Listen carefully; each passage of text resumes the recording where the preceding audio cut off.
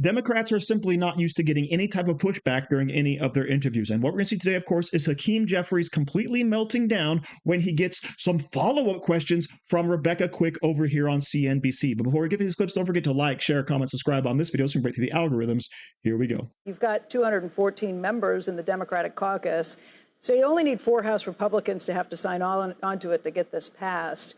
But the idea of saying that this is a 3-year extension instead of a 1 or even 2-year extension has any potential Republicans saying, forget it, this is dead on arrival. That's the opinion of Representative Don Bacon. He's a Republican from Nebraska who has been working with the idea of potentially extending for 2 years.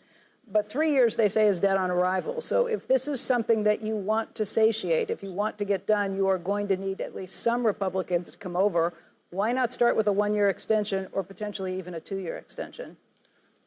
Well, Leader Schumer offered a 1-year extension in the context of trying to end the Trump Republican shutdown. Yeah, that's different. But I'm talking about what you have now. Let's not go back to what's done in the past and what has not been extended. If you want to get something that has actually done, you need to do something that will have bipartisan. You can ask me the question. You can ask me the question. I'll provide the answer. Answer the question instead of going back. I'll provide the answer. No. I'm providing an answer in order to provide context.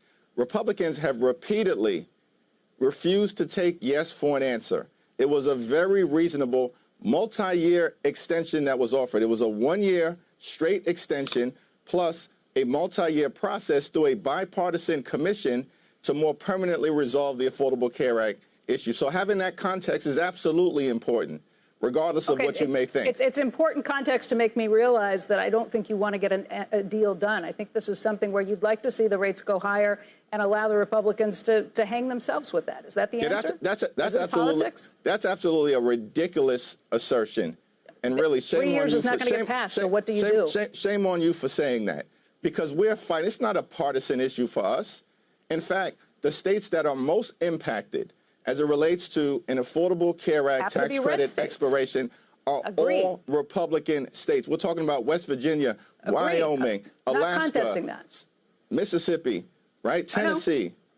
Over and over and over again, we can go through the list. That's why you probably have some Republicans who would sign on if you guys could come up with something that actually looks like a bipartisan deal.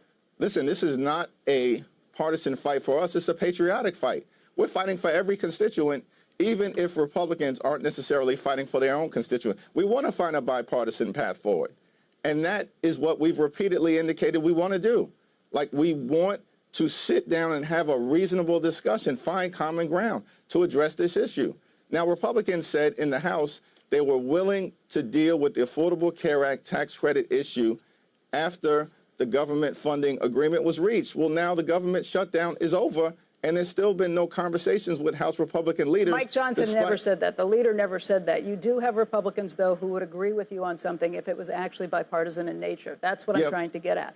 Actually, Mike Johnson actually did say that there was always a plan to specifically deal with the expiration of the Affordable Care Act tax credits. In fact, he said that repeatedly. So I'm not sure what you're referencing. I think their plan is something that looks more like an HCA, which I'm guessing you would say is dead on arrival, too. If you wanted to set up these health care plans that are funded instead of going through the ACA, I'm assuming you would say that's dead on arrival, too, because there have been Republicans who've put that forward. Am I wrong in thinking you would not go along with that?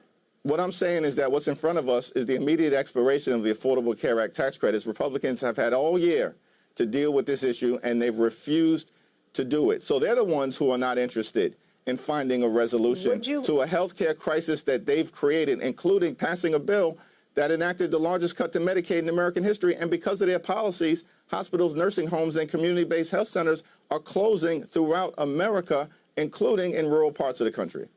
Which is why it would be nice to see a 1-year extension so that none of these things happen immediately and give you all time to actually try and work on bipartisan situations, rather than a 3-year extension that basically kicks it down until the next administration is here. I think both sides need to come together and find some way of getting around this that's not necessarily saying, okay, we're going to spend $350 billion to extend these tax credits without having any way of trying to get at the real problems of what is causing higher premiums, what is causing this inflationary healthcare environment to begin with. Yeah, what's interesting is that Republicans just spent trillions of dollars to provide their billionaire donors with massive tax breaks. And in that same bill, cut Medicaid by the largest amount in the history of the country, and also ripped $186 billion in nutritional assistance away from hungry children, seniors, and veterans, the largest cut to SNAP in American history. But somehow we can't find a dime to extend the Affordable Care Act tax credits, even for a year, because House Republican leaders have rejected a one-year extension. Do you think you were successful in shutting down the government? Do you think you got what you wanted? We didn't shut the government down. Donald Trump and Republicans control the House, the Senate, and the presidency. And in fact, the American people, prior to the shutdown, during the shutdown, and after the shutdown, know who was responsible for the government shutting down. And in fact, in the midst of it all, Republicans refused to even sit down and have a conversation about keeping health care affordable for everyday Americans.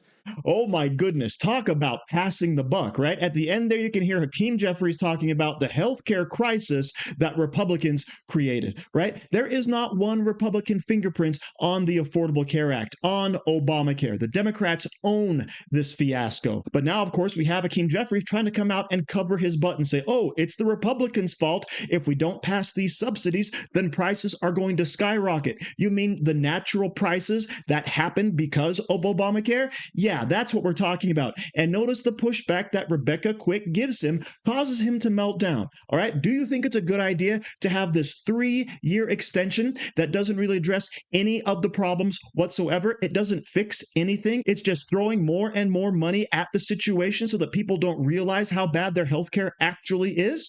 Oh, well, you know, we're trying to go ahead and get this bipartisan agreement, and it's not really a 3-year extension. It was a 1-year extension with a bipartisan committee to come together and discuss the issues. Shut your mouth, Hakeem Jeffries. All right. This is on you guys. And honestly, what do I believe?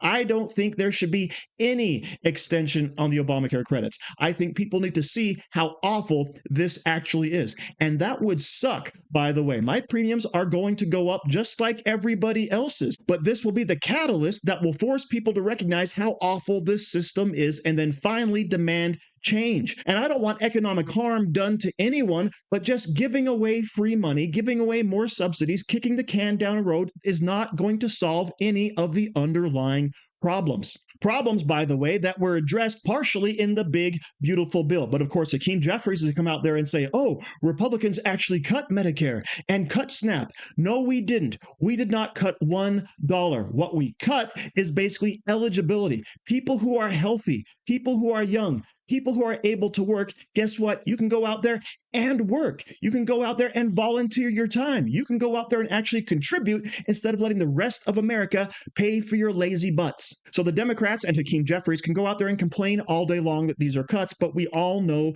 that they aren't, right? Not everybody can be on these rolls. Not everybody should be on these rolls because there's an expectation that people will actually get out there and support themselves. And the more and more people actually see how much money the SNAP recipients are getting, the more and more people actually see what type of people are on SNAP, the healthy people, the young people, the people fully capable of work, then the more we get fed up of all of this nonsense. And of course, the last statement Hakeem Jeffries just made, oh, it wasn't the Democrats that shut down the government, right? It was the Republicans. The Republicans voted repeatedly to open up the government, to fund SNAP, to pay our military, to pay the air traffic controllers, right? Republicans voted repeatedly to do that, and the Democrats did not. But what did they get out of this?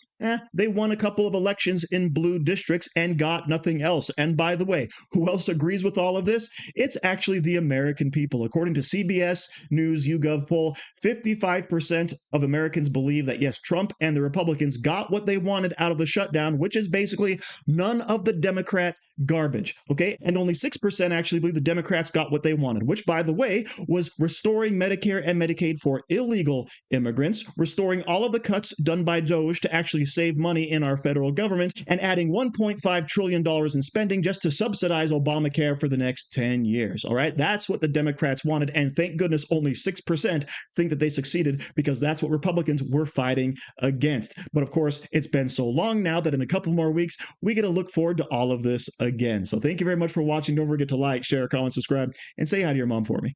Do you like t-shirts? Of course you do. And now you can support the channel by buying an Angry Teacher t-shirt designed by me, Angry Teacher. So if you like America, if you like freedom, if you like liberty, then go ahead and click the link in the description where all designs, of course, are 100% mother approved. So enjoy yourself and find something you like today.